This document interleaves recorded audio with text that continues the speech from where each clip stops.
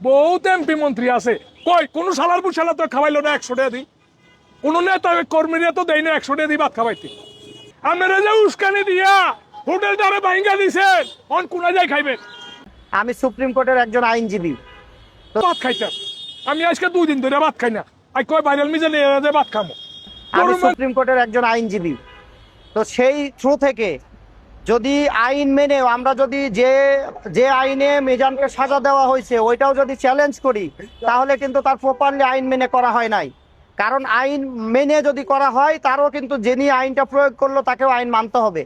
আমাদের দেশে না, সারা বিশ্বে শুধুমাত্র গরিবকে শাসন করার জন্য আইনের প্রয়োগ করা হয়, ধনী লোককে প্রশ্রয় দেওয়ার জন্য আইন প্রয়োগ করা হয়। আইনের কিন্তু শাসন বা শোষণ সবসময় গরিবের উপর চলে।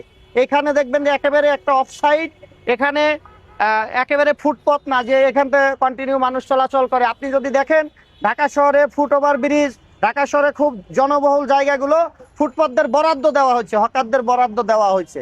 এখন এটাকে আপনি কিভাবে বিশ্লেষণ করবেন? আমরা অনেক সময় এর আগেও বহুবার সিটি কর্পোরেশনের যারা প্রশাসক তাদেরকে লিগ্যাল নোটিশ দিয়েছি। হাইকোর্ট থেকে রায় আছে যে ফুটপাথ যেগুলো চলমান, এই যে মেট্রো রেলের নিচে কয়দিন আগে আপনারা দেখলেন যে ব্যাপকভাবে সচিবালয়ের সামনে যে ফুটপাথগুলো দখল ছিল, সেগুলো নিয়ে অনেক কিছুই হয়। কিন্তু আসলে আপনি কার কাছে বলবেন? এটা বলার কোনো কিছু নয়। মিজানকে পেয়েছে দুর্বল, মিজানকে একটা দিয়ে 15 দিনের সাজা দিয়ে। মিজান যেহেতু ক্ষতিগ্রস্ত ব্যক্তি, সে চাইলে এই প্রশাসন যে এইটা দখল মুক্ত করেছে, প্রশাসন করতে পারে, কিন্তু প্রশাসনের এই আচরণটা সকল জায়গায় সমান হতে হবে। মিজান চাইলে, যেহেতু আমরা আছি, উনি ওনার যে এই সাজা এবং ক্ষতিপূরণ চ্যালেঞ্জ করে যারা এটা ওনার বিরুদ্ধে অ্যাকশন নিয়েছে, উনি তাদের বিরুদ্ধেও আইনগত প্রসিডিউর মেনে মামলা করতে পারে। যে এইটা যেহেতু উচ্ছেদ হয়েছে, বাকি ফুটপথ উচ্ছেদ হবে। এইটা যদি তারা না করতে পারে, তাহলে আইন কিন্তু সকলের জন্য সমান। আমার উপরে যদি আইন প্রয়োগ হয়, এই যে মিজান এই জায়গাটা সরকার খালি করেছে, সিটি কর্পোরেশন খালি করেছে, করতেই পারে, কিন্তু এই ধারাবাহিকতা কিন্তু সবার জন্য প্রযোজ্য হবে, শুধু আমার জন্য প্রযোজ্য হবে বিষয়টা এরকম না। যেহেতু আমরা এখানে আসছি, মিজান সাহেব যদি আমাদের কাছে সহযোগিতা চাই আইনগতভাবে, ওনার বিষয়গুলো আমরা আরো দেখব। দেখার পরে যদি মিজান ভাইয়ের এইটা অবৈধ হয়, তাহলে ঢাকা শহরে ম্যাক্সিমাম ফুটপাত অবৈধ হবে। এটা মিজান ভাই থাকলে ওনাকে নিয়ে আমরা হাইকোর্টে এটা রিট ফাইল করব যে এই সারা ঢাকা শহর খালি করতে হবে, এই ফুটপাতের মতো সব জায়গায় খালি থাকবে। এখানে আমি যদি সচেতন নাগরিক হিসাবে বলি যে যারা রক্ষক তারাই ভক্ষক। এখানে হয়তো মিজানের কাছ থেকে কেউ একটা সুবিধা মহল, যারা স্বার্থন্বেষী মহল, তারা সুবিধা পায় নাই, এই জন্য মিজানের পিছনে লাগানো হয়েছে। আপনি ফুটপাতগুলো দেখেন যে আমরা যেহেতু বিভিন্ন জায়গায় কাজ করে বেড়াই, আপনি ঢাকা শহরের 2 হাত জায়গার প্রতিদিন ভাড়া ওঠে 300 টাকা।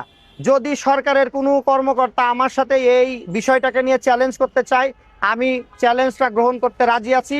আমি এটা দায়িত্ব নিয়ে বলছি, ঢাকা শহরে প্রত্যেকটা হকার 2 হাত জায়গার জন্য 300 টাকা ভাড়া দেয়।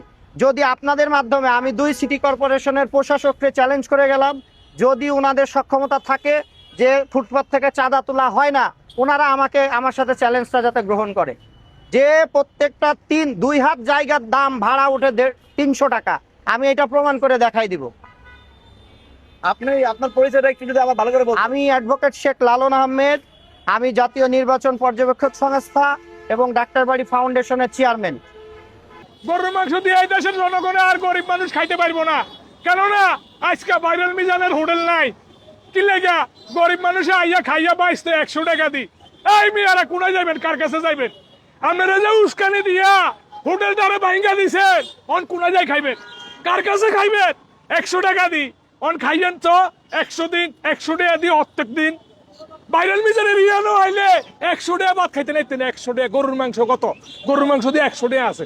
বহুত এমপি মন্ত্রী আছে, কই কোন সালার বুসালা তো খাওয়াইলো না 100 টাকা দি, কোন নেতা কর্মীরা তো দেয় না 100 টাকা দি ভাত খাওয়াইতে। হ্যাঁ, একমাত্র ভাইরাল মিজানে চালু করছে। মানুষের ছেলে হারাই গেলে ভাইরাল মিজানের কাছে আইলে উপকার পাইছে। মানুষের মেয়ে হারাই গেছে, ভাইরাল মিজানের কাছে আইয়া উপকার পাইছে। মানুষের হাত গেছে গা, পাও গেছে গা, ভাইরাল মিজানের কাছে আইয়া সাহায্য চাইছে। তাহলে আজকে মানুষ কোনায় যাইব, কার কাছে যাইব? আইসে উড়লে ভাত খাইতাম, আমি আজকে 2 দিন ধরে ভাত খাই না। আই কয় ভাইরাল মিজানে ভাত খামো, গরুর মাংস দিয়ে ভাত খামো। আজকে অন কই আই দিয়ে হোটেল ভাঙাই লেছে। এটি কোনো মানুষের কারবার? তাহলে আমরা সাধারণ গরিব জনগণ কই যাবো, কার কাছে যাবো? কোথায় যাবো? আমাদের উপায় কি? কর্মস্থান দেন, আমার কর্মস্থান দেন। আমরা 100 টাকা দিয়ে খাইতাম, পরে আমি আপনার ভাই মিস্টারে যাই খাবো 500 টাকা দিয়া।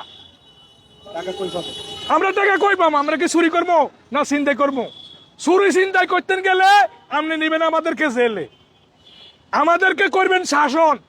তাহলে আমাদের গড়বাড়া আছে, আমাদের ছেলে আছে, আমাদের মেয়ে আছে, এদেরকে মানুষ করতে হইব না?